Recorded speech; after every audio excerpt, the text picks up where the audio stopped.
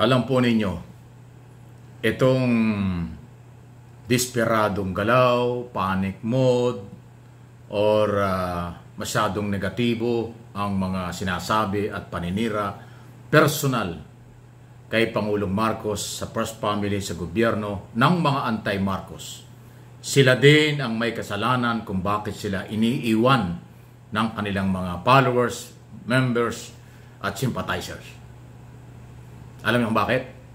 Kasi po walang nakitang positibo ang mga vlogger ng DDS, pinaniniwalaan pang pro-China, at ng mga vlogger ng anti-Marcos. Puro negatibo. Imposible na ang isang tao o isang presidente walang nagawang kabutihan o tama. Okay? Ang tingin ng maraming nagagawang tama at naaayon sa batas si Pangulong Marcos. Pero wala nakitang kabutihan ang mga anti-Marcos. Kaya, yan ang dahilan kung bakit kayo iniiwan. Ngayon, kung hindi nyo yan nararamdaman, hindi nyo alam na kaya kayo iniiwan dahil kayo rin, abay, mauubos talaga kayo. Lulubog talaga ang barko nyo. Kita naman nyo, massive ang resignation ng PDP Laban. 60 mula sa Negros nag-resign. Governor ng Cebu, si Gwen Garcia, nag-resign. Mayor ng Lapu-Lapu City sa Cebu, nag-resign. Patuloy po, halos wala nang matitira. Yung mga vlogger nag-aaway-away na. Yung mga pinaputok nyong mga pamimersonal kay Pangulong Marcos at kay First Lady Araneta Marcos, Lisa Araneta, hindi naman totoo. Yung pala nag-aakusa, siya pala yung ganun. Siya pala yung bangag. Siya pala yung maraming pinagdaanang kadiri. Tapos siya nag-aakusa sa ating gobyerno. Iyan, pag pinagsama-sama nyo, ang lahat ng kailan sinasabi, magdadalawang taon na, kasi June 30, 2 taon na po si Pangulong Marcos. Magdadalawang taon nang sila'y sinisiraan ng mga pro-Marcos, ng anti-Marcos, pro-Duterte, pro-Kibuloy, Alvarez, at yung mga, anong tawag dito, mga naunsumi, mga uhaw sa kapangyarihang mga politiko. Tumakbo, hindi nanalo, napwesto, hindi nagtagal, naghahanap ng trabaho sa gobyerno, hindi napwesto. At yung mga vlogger na tagatahol nila. Kayo-kayo ang sumira sa buhay nyo. Kayo-kayo ang sumira sa inyong organization. Okay? Dahil masyadong negatibo kayo. Ayaw na ng taong bayan yan. Ayaw na ng taong bayan yan. Pagod na ang taong bayan sa paninira. Lalo pa dahil ang ating Pangulo tuloy-tuloy ang trabaho dito at sa abroad.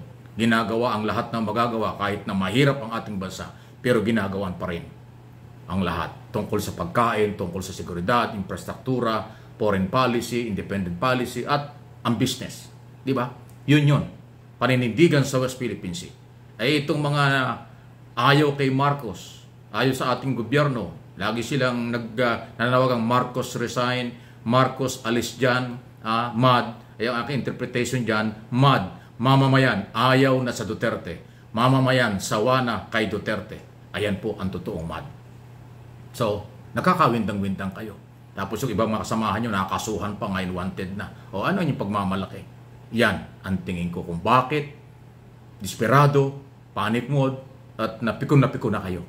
Kasi kayo rin ang sumira sa inyong mga advocacy na pangsarili at pampolitika lang. Okay? Sunod na ating pag-usapan. Dito lang po sa issue na naman ng China. O, di ba? Ako ang tingin ko, ito bang mga Pilipinong pro-China, hindi kaya espiya na rin itong mga ito? Nakatulad ng mga fake Chinese national na nandito sa Pilipinas. Marami hong kaduda-dudang maaaring fake Chinese national or fake Chinese Filipino. Chinese Filipino na fake. Nagkunwaring Pilipino, nagtrabaho rito, nag-aral, negosyo, Pilipino daw, hindi naman pala. Baka espiya yan. Nakasapakat na mga pro-China vlogger, anti-Marcos vlogger. Baka kayo yan. Pera-pera. Kasi ang China gumagastos yan. Global public relation campaign. Global publicity ang ginagawa nila against Philippines at ASEAN region. Yan ang ginagawa ng China ayon sa Estados Unidos. Diba? So, ayan po ang nangyayari. So, kaya dapat lang ako, bilang Pilipino at nagmamahal sa ating bansa, dapat lahat ng fake Chinese Pilipino pauwiin. Pero bago pauwiin, papanagutin muna sa ating mga batas. Kung na-make ng dokumento, public document, kasuhan sila. Overstaying, kasuhan sila. Pakulong bago sila itapon, bago sila pauwiin. Kasi pag hindi po pinarusahan ng ating mga batas yung mga yan, after 3 months, after 1 year, babalik yung mga yan, ibang pangalan lang ang gagamitin, yung pa rin mukhang yan. Palit, di ba, nasa record naman, 1,000, 2,000 pangalan, iisang tao. O isang tao pero napakarami ng pangalan na iisang gumagamit. Yan po yan. Kaya paulit-ulit. Kaya dapat kasuhan, ipakulong, saka i-deport kung anong violation sa mga Philippine law. Yan po yung importante. Dahil kasi kung hindi mapaparusahan ng mga yan, babalik at babalik, kukurapin nila yung mga corrupt government official para maayos ang kanilang visa, maayos ang kanilang immigrant, maayos ang kanilang pagpunta sa Pilipinas. Walang katapusang dayaan, lukuhan, at pang-aabuso sa ating batas at sa mga Pilipino. Kaya dapat lahat yan panagutin. Pati yung kasapakat nilang Pilipino, vlogger yan, politiko o kung sino man, dapat managot sa bayan. Yan ang importante. Magbago na. Iba na ang level ng usapan ngayon. Iba na po ngayon ang buhay. Kailangan mabilis na mayroong aksyon na aayon sa mga batas at kapangyarihan. Any comment, reaksyon, malaya po kayo.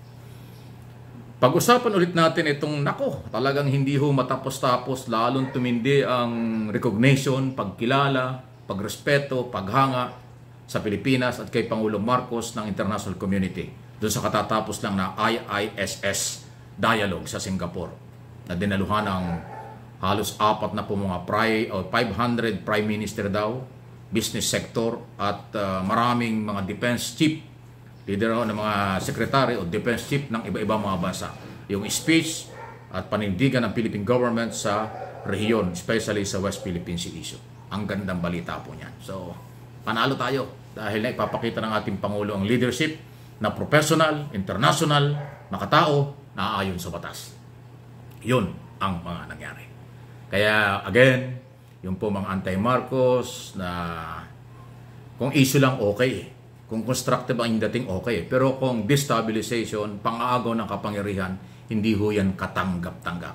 Inuulit ko, kung yan kayo ay opposition, tawag dito, yung fiscalizer, legitimate opposition, legitimate issue lang ang tinatalakay, walang resign, walang pang-aagaw, okay yan, part ng demokrasya yan. Kailangan natin yan. Pero from day one, nagpaparesign kayo. From day one, sinisiraan nyo para makahikayat kayo ng taong bayan, para magalit sa gobyerno, hindi naman kayo nagtagumpay, 2 taon na. Sa halip na makakuha kayo ng sympathy or suporta sa inyong panawagan, hindi ho nangyari. Nag-resign pa nga, nag-alisan pa nga yung mga tao. Mga sibilyan o politiko, iniwan na kayo kasi hindi nga pwede yung pang-aagaw ng kapangyarihan. Dahil malinaw sa saligang batas, political exercise ang tamang paraan ng pagpapalit ng liderato. May eleksyon tayo sa 2025, presidential election sa 2020. Yan ang tamang venue.